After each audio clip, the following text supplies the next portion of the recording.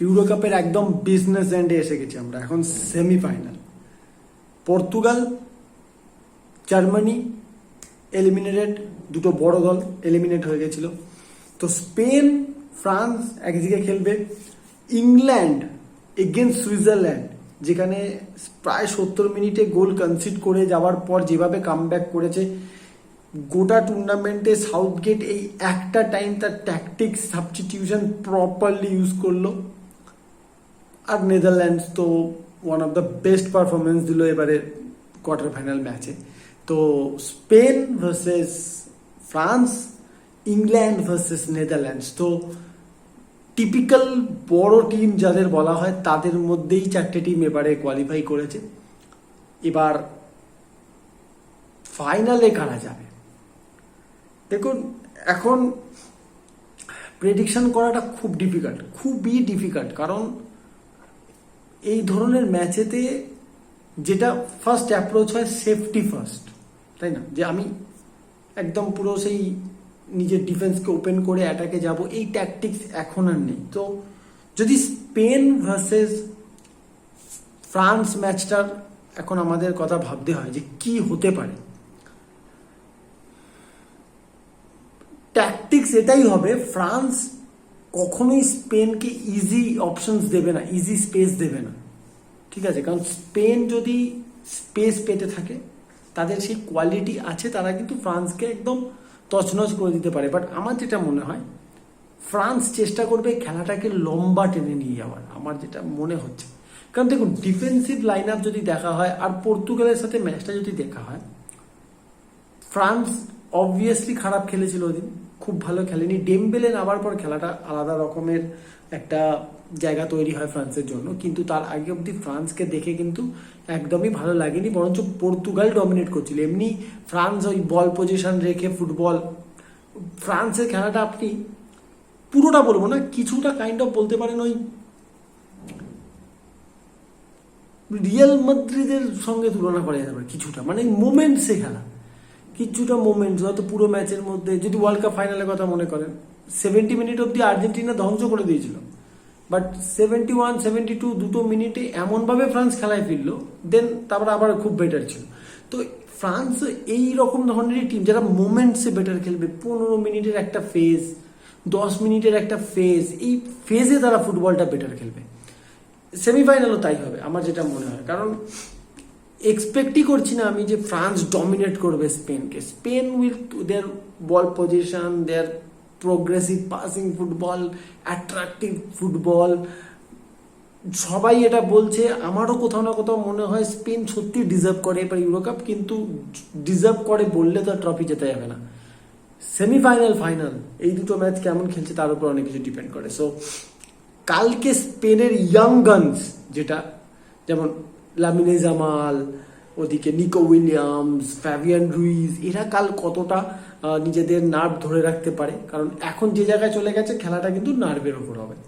Danny কারওয়াজাল নেই, তো সেখানে হয়তো জেসুস নাভাস খেলবে, তো কম্বিনেশনে কিছু চেঞ্জেসও আসতে পারে। আরেকটা সেন্টার ব্যাকও আই থিঙ্ক নেই স্পেনের, সো একটু তো লাইন আপে চেঞ্জেস আসবে স্পেনের। ফ্রান্স র্যাবিয়টকে ফেরত পাবে, সো এটা একটা বড় দিক ফ্রান্সের জন্য, দ্বিতীয় দেশ চ্যাম্পের জন্য। বাট ফ্রান্সের ডিফেন্সিভ লাইন কিন্তু অতটা ইজি হবে না ব্রেকডাউন করা, যদিও পর্তুগাল করে ফেলেছিল, গোল করতে পারেনি, দ্যাটস এ ডিফারেন্ট থিং। আর স্পেন অনেক বেটার টিম দেন পর্তুগাল।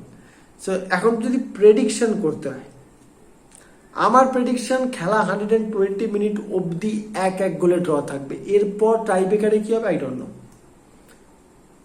খেলা কাল এক্সট্রা টাইমে যাচ্ছে, আমার যা মনে হচ্ছে খেলা এক্সট্রা টাইমে যাচ্ছে। And then the second semifinal, England versus Netherland. Quarter ফাইনালের যে 4টে সাবস্টিটিউশন, তার মধ্যে ওয়ান অফ দ্য হচ্ছে লুক শ, এজে, আর ভুলে গেছি আমি আর কারা, ওকে ইভান টনি, আরেকটা কিনে ভেবেছিল আমি ভুলে গেছি সত্যি কথা। এই যে সাবস্টিটিউশনসটা, এরপর ইংল্যান্ড যে ফুটবলটা খেলেছিল এগেন্স্ট সুইজারল্যান্ড, ফার্স্ট হাফেও ইংল্যান্ড বেটার ছিল, বাট দেখে মনে হচ্ছিল না যে এনি টাইম গোল স্কোর করতে পারে। কিন্তু সেকেন্ড হাফে এই সাবস্টিটিউশনগুলো হওয়ার পর, 4টে সাবস্টিটিউশন একসাথে হওয়ার পর কিন্তু এটা মনে হচ্ছিল দেখে যে ইংল্যান্ড বেটার টিম। আর যদি এই ইংল্যান্ডের খেলা আমরা দেখতে পাই, দেখুন এটা বোঝা গেছে যে লুকস কেন ইম্পর্টেন্ট, এটা তো খুব ভালোভাবে বোঝা গেছে। যদি লুকস প্রথম থেকে স্টার্ট করে তাহলে টিমের কম্বিনেশনটা মানে খেলাটা অন্যরকম হবে, এটা বোঝা যাচ্ছে। এখন যে জিনিসটা দেখা সেটা হচ্ছে সাউথগেট কোন ট্যাকটিক্সে নেদারল্যান্ডসকে অ্যাপ্রোচ করবে। কারণ নেদারল্যান্ডসের খেলাও কিন্তু আপনি ওই আমি বুঝতে পারছি, যেটুকু আমি বুঝতে পেরেছি, ফ্র্যাঙ্কি ডিজং না থাকার কারণে নেদারল্যান্ডস যে টিপিক্যাল মিডফিল্ডটাকে কন্ট্রোল করে না, সেটা পেরে উঠছে না কোনোভাবে। ফ্র্যাঙ্কি ডিজং একটা বড় কারণ ছিল নেদারল্যান্ডসের মাঝমাঠকে ডমিনেট করা, নেদারল্যান্ডস বল পজিশন রাখা, মিডফিল্ডটা কাজ করতো ফ্র্যাঙ্কি ডিজংয়ের কারণে, সেটা কোথাও না কোথাও গিয়ে করতে পারছে না নেদারল্যান্ডস। বাট নেদারল্যান্ডসের এবারে খেলা যেটুকু দেখে বুঝছি, অনেকটাই তারা গ্যাকপো নির্ভর ফুটবল খেলছে, আমার তো তাই মনে হয়েছে। এখন নেদারল্যান্ডসও মোমেন্টসে ফুটবল খেলছে, ধারাবাহিকভাবে আপনি দেখতে পাবেন না যে নেদারল্যান্ড ডমিনেট করছে, অপোনেন্ট টিমও কিন্তু সুযোগ পাবে, যেভাবে টার্কি সুযোগ পেয়েছিল। কিন্তু ইংল্যান্ডের কোয়ালিটি আর টার্কির কোয়ালিটির মধ্যে তো ডিফারেন্স আছে। এই ম্যাচে আমরা এক্সপেক্ট কি করতে পারি? দেখুন, England will play the typical Southgate football, ball নেবে, স্কোয়ার পাস করবে, ব্যাক পাস করবে, that boring kind of game. Netherlands will try to hit England on counter attacks, এটা ওদের ট্যাকটিক্স হবে because with Gakpo, Memphis Depay. আরেকটা যেটা হতে পারে সেটা হচ্ছে, আমরা আগের দিন যেটা দেখেছিলাম যে ওয়েঘস্টের মাধ্যমে যখনই নেদারল্যান্ডস নিজেদের অ্যাটাক তৈরি করার চেষ্টা করছে, অ্যাটাকটা অনেক বেশি ফ্রুটফুল হচ্ছিল বারবার, এবারও সেটা হতে পারে। তো কোথাও না কোথাও আমার মনে হয়, দেখুন এতদিন অবধি তো পুরো টুর্নামেন্টে ওয়েঘস্ট সুপার সাব হিসেবেই এসেছে, বাট ওয়েঘস্টকে দিয়ে যদি খেলাটা মানে লম্বা বল দেওয়া, কারণ এখন যদি কেউ নোংরা ফুটবল খেলে, ডার্টি ফুটবল খেলে, কিছু যায় আসে না, আলটিমেটলি যায় আসে তুমি ট্রফি জিততে পারছো কিনা।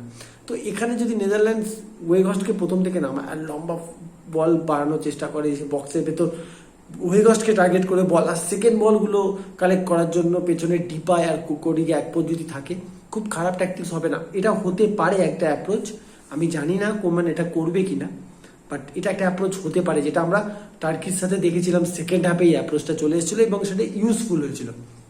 সো এই ম্যাচের প্রেডিকশন কি হতে পারে? I think England will play the final. এই ম্যাচে England will play the final. আমার স্টিল মনে হচ্ছে এই ম্যাচটাও হাই চান্স এক্সট্রা টাইমে যাওয়ার অ্যান্ড দেন ট্রাইব্রেকার, বাট আমার মনে হচ্ছে এই ম্যাচটা এই মানে ট্রাইব্রেকারে যাবে না। আলটিমেটলি এটাতে England will win by 2-1 or 2-0 এরকম একটা কিছু স্কোর লাইন হবে, ইংল্যান্ড উইল উইন। অ্যান্ড যদি কোন টিম ফাইনাল খেলবে প্রেডিকশন দিতে হয়, I think it is going to be Spain versus England. যদি না ফ্রান্সের কপাল যেভাবে গোটা টুর্নামেন্ট সঙ্গ দিয়েছে, দ্যাটস এ ডিফারেন্ট থিং। যদি ফুটবলিং দিক থেকে বলেন, স্পেন ভার্সেস ইংল্যান্ড ফাইনাল হবে ইউরো কাপের। So let's see. আমার প্রেডিকশন ধ্বংসাত্মক প্রেডিকশন হয় প্রত্যেকবার, কোনোবার মেলে না, এবার যদি মেলে দেখা যাক কি হয়। কালকে ম্যাচ দেখবো, পরের দিন ভিডিওতে দেখা হচ্ছে আপনাদের সাথে। ততক্ষণের জন্য